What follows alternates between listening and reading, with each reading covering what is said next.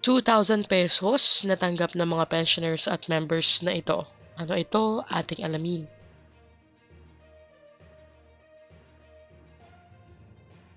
Magandang araw po sa ating manonood.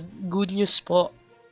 Umabot na sa mahigit na 2 milyong users ang GSIS Touch Mobile App. Isang malaking tagumpay yan sa digital transformation ng Government Service Insurance System or GSIS.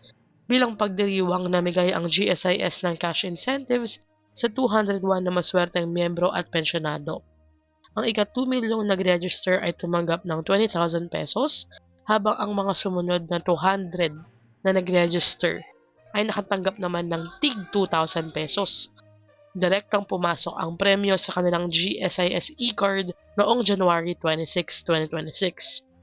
Ang ika-2 milyong user ay si Mr. John Francis Mina, isang GSIS member mula sa City Government of Valenzuela, na personal na dumalo sa ceremonial turnover sa GSIS head office sa Pasay City.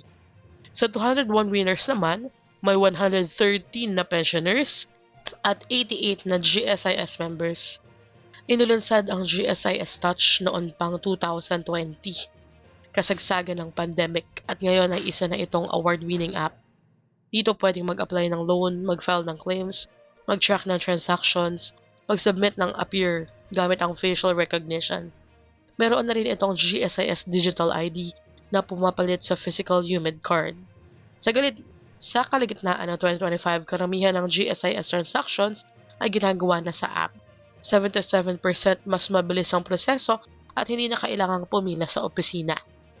Disclaimer lamang po, ang balitang ito ay batay sa ulat ng GSIS at pampublikong impormasyon na inilabas sa media.